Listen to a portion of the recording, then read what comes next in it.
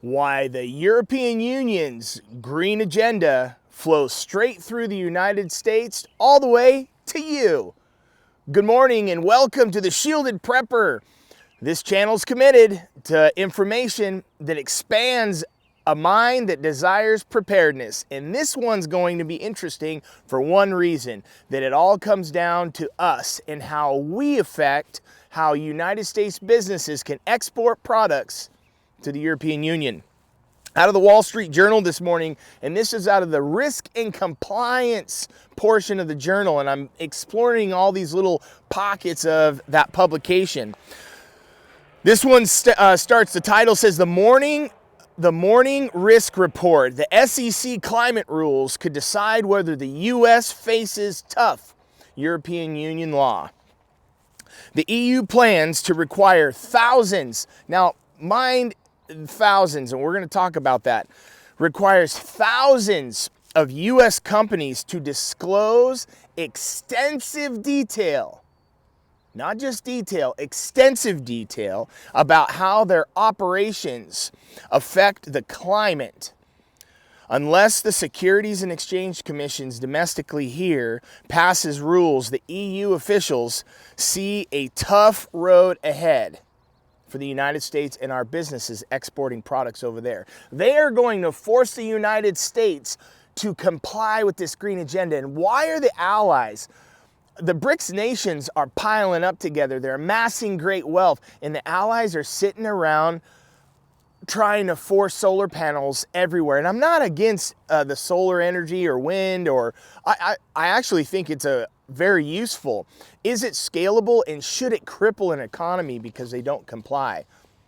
The BRICS aren't doing it. Why are we? And we're being forced to through the European Union. More than 3,000 U.S. companies, and it's probably more than that. There's probably a threshold. They don't talk about that particular line, yet they call out 3,000 companies specifically in the United States are expected to have to gather and disclose, remember extensive data on the greenhouse gas emissions, and this is where it anchors all the way, it flows right to us. And greenhouse gas emissions and those of their suppliers and customers under a European Union law passed last year. So let's just anchor on, they have to supply information on their customers and their suppliers. So if we're selling a widget over to Europe and they desire to know who made it, where it came from, and what the customers, what your average customer, what their impact is from your product. All of this is going to come down to us, and this is data on the United States. These 3,000 companies and what the European Union's expectations are has less to do with the green movement and more to do with data on how we're consuming and what our carbon input or impact study is. This is just little steps. 3,000 may not seem like a lot. These are big companies that have a big reach, both domestically and internationally. And for the European Union to put leverage on these 3,000 companies at whatever size they are, whatever categories they are, this is a big deal.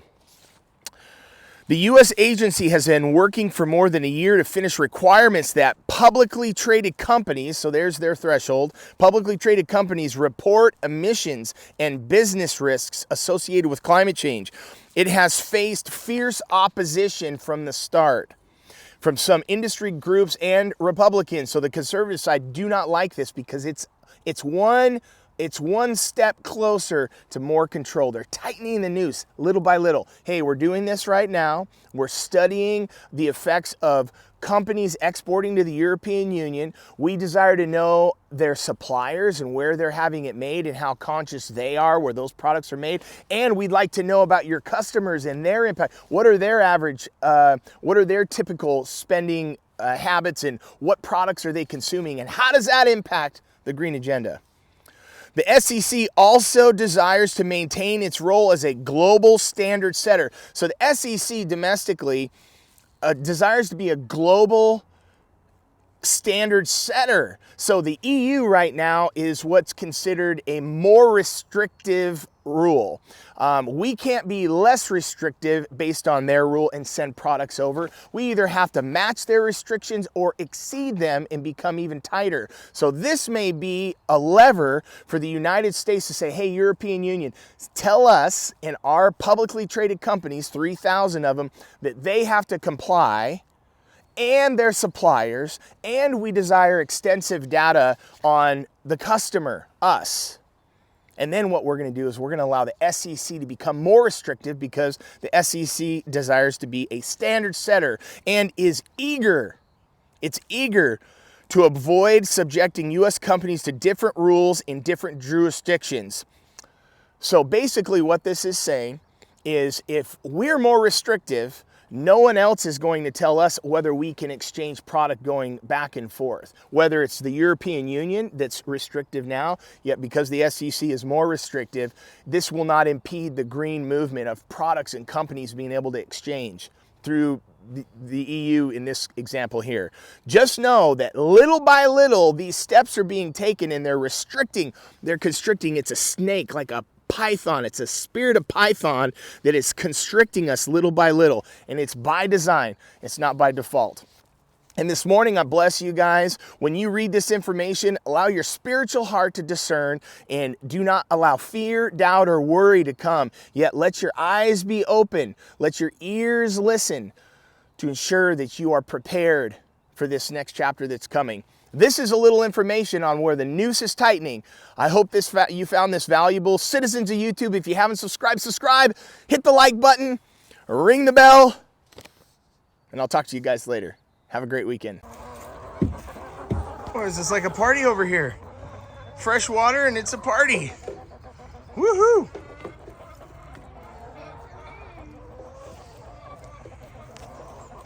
I put fresh mulch in here. I turn it. I let them come in, and then they turn it, and they poop in it. They eat all the bugs out of it. They love this stuff.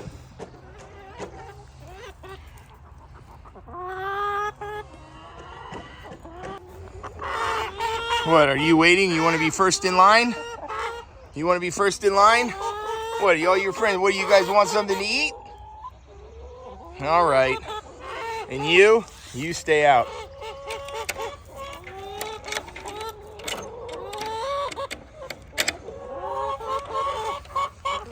Come on, team. All right, girls.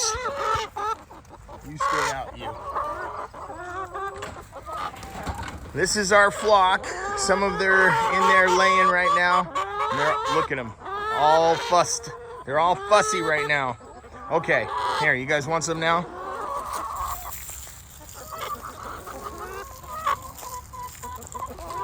You guys have some snacks. Poor chickens.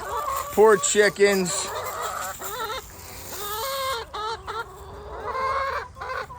These are great animals. If you guys have raised chickens, put it in the comment area. I just love these animals.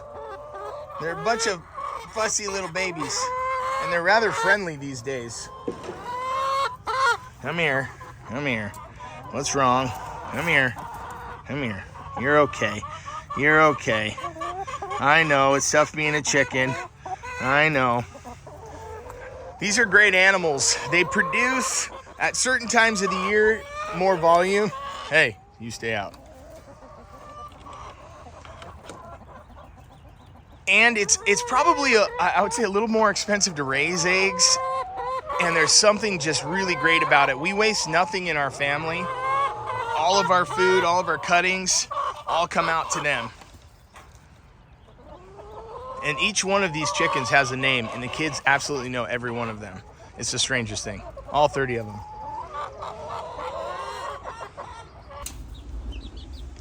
Good morning, babies. These 10 chickens are freshening our flock, and we're excited to have them.